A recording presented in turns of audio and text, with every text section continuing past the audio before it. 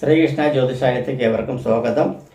June മാസത്തെ ഫലമാണ് പറയുന്നത്. ജൂൺ മാസത്തിൽ ചിങ്ങൻ രാശിക്കാർക്കുള്ള ഫലമാണ് പറയുന്നത്. ചിങ്ങൻ രാശിക്കാർക്ക് എന്ന് പറയുകയാണെങ്കിൽ തന്നെ മകം, പൂരം, ഉത്തരത്തിൻ്റെ ആദ്യത്തെ ഒരു കാൽഭാഗം എന്ന് ചേരുന്ന രാശിക്കാർക്ക് 2-ൽ കേതു, 7-ൽ ശനി, കണ്ടകശനിയായിട്ട് 7-ൽ കണ്ടകശനിയെ തുടർന്നുണ്ട്. 8-ൽ രാഹു ആണ് നിൽക്കുന്നത്.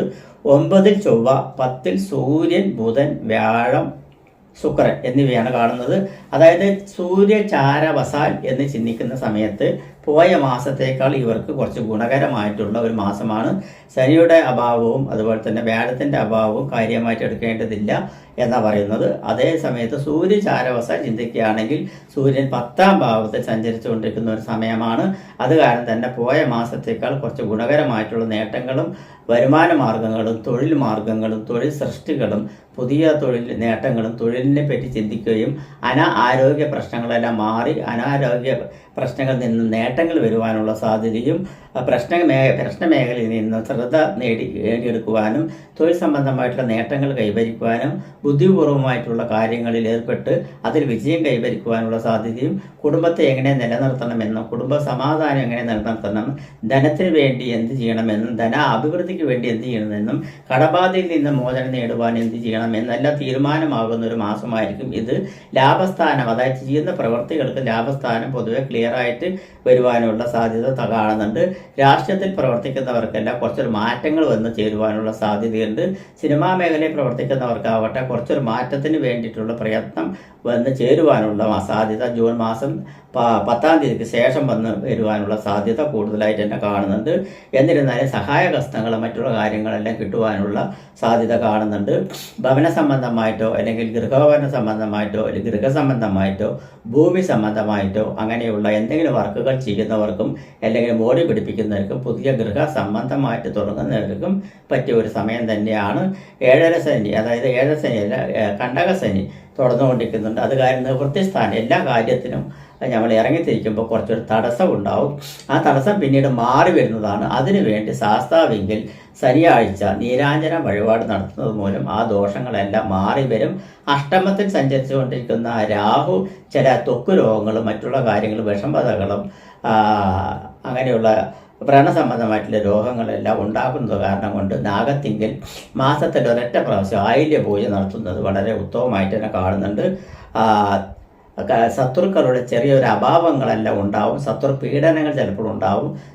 ചില പോലീസ് കേസ് വഴക്കുകളെല്ലാം വന്ന് ചേരുന്ന സമയത്ത് തന്നെ അതൊന്ന് ഒത്തുതീർപ്പായി പിടുത്തം വിട്ടു പോകാനുള്ള സാധ്യതയുണ്ട്.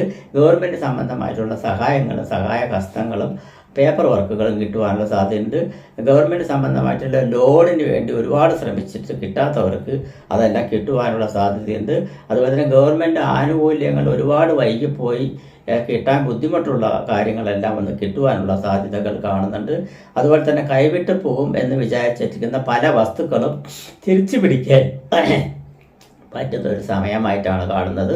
ഭാഗ്യം കുറച്ച് കുറവാണ്. അത് കാരണം ഭാഗ്യസൂക്തം ഇടയ്ക്കിടയ്ക്ക് വെള്ളിയാഴ്ച ദിവസം ആഴ്ചയിൽ ഒരു പ്രാവശ്യം ഭാഗ്യസൂക്തം ഭഗവതി ക്ഷേത്രത്തിലുള്ള നിസ്സാരമായിട്ടുള്ള ഒരു പുഷ്പാഞ്ജലിയാണ്. അത് ചെയ്തു കഴിഞ്ഞാൽ ഭാഗ്യം തെളിഞ്ഞു വരുന്നതായിട്ടാണ് കാണുന്നത്. പ്രണയിക്കുന്നവർക്കെല്ലാം പ്രണയ സാഫല്യം നേരിടുന്നതിൽ കുറച്ചൊരു മനപ്രയാസം ഉണ്ടാവാനുള്ള സാധ്യതയുണ്ട്. ഭാര്യ ഭർത്താക്കന്മാർ തമ്മിൽ ചൊരച്ചേർച്ച കുറച്ച് കുറയുവാനുള്ള സാധ്യതയുണ്ട്. അത് മനസ്സിലായിക്കൊണ്ട് തന്നെ രണ്ടുപേരും സംസാര വിഷയങ്ങളിൽ അത്ര കഠിനപരമായിട്ടുള്ള പ്രയോഗങ്ങൾ എടുക്കരുത് എന്നാണ് പറയാനുള്ളത്. കർമ്മമേഖല, തൊഴിൽ മേഖലയുണ്ടാവും. തൊഴിൽ മേഖലയ്ക്ക് വേണ്ടി വിദേശത്തേക്ക് പണയം നിഷേധിച്ചവർക്ക് എല്ലാം ചിലപ്പോൾ ജോലി കിട്ടാൻ വൈകുകയാണെങ്കിലും പണം തിരിച്ചു കിട്ടാനുള്ള സാധ്യത കൂടുതലായിട്ട് കാണുന്നുണ്ട്. സഹായഹസ്തങ്ങൾ ഇനി വരാനിരിക്കുന്നതേ ഉള്ളൂ. അത് കാരണം ജൂൺ 15-ന് ശേഷമായിരിക്കും കൂടുതൽ നിങ്ങൾക്ക് തിളക്കമാർന്നിട്ടുള്ള ഒരു സന്തോഷവും മനസ്സിന് ക്ലിയർ ആയിട്ടുള്ള ഒരു വരവും വരുവാനുള്ള സാധ്യത. IT മേഖലയിൽ പ്രവർത്തിക്കുന്നവർക്കെല്ലാം ഗുണകരമായിട്ടുള്ള സമയമാണ്.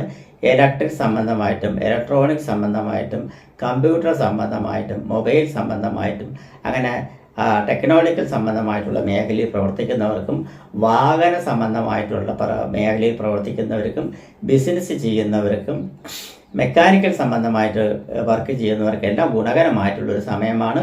പുതിയ നേട്ടങ്ങളും പുതിയ ജോലി സാധ്യതകളും എല്ലാം വന്നു ചേരുവാനുള്ള സാധ്യതയുണ്ട്. സേനാധിപത്യം വഹിക്കുന്നവർക്കെല്ലാം കുറച്ചൊരു മാറ്റങ്ങൾ വരുവാനുള്ള സാധ്യതയുണ്ട്. നാവികസേന, വ്യോമസേന, കരസേന എന്നീ മേഖലയിൽപ്പെട്ടിരിക്കുന്നവർക്കെല്ലാം പ്രത്യേകിച്ചൊരു മാറ്റം വരുവാനുള്ള സാധ്യതയുണ്ട്. ചിലവരെല്ലാം ഗവൺമെൻറ് ജോലിക്കായിട്ട് വെയിറ്റ് ചെയ്ത് ഒരുപാട് വിഷമപ്പെട്ട് കഴിയുന്നവർക്കെല്ലാം അപ്രതീക്ഷിതപരമായിട്ടുള്ളൊരു സന്തോഷ വാർത്ത കിട്ടുവാനുള്ള സാധ്യതയും ഈ മാസത്തിൽ ഇവർക്ക് കാണുന്നുണ്ട് എന്ന് തന്നെ പറയാം. എല്ലാവർക്കും ഇല്ല, കുറച്ച് പേർക്കെങ്കിലും കിട്ടുവാനുള്ള സാധ്യത തീർച്ചയായിട്ടും കാണുന്നുണ്ട്. പുതിയ വാഹനം വാങ്ങിക്കണം എന്ന് ചിന്തിക്കുന്നവർക്കെല്ലാം ജൂൺ 15 ശേഷം അത് സാഫല്യമായിട്ട് വരുന്നതാണ്.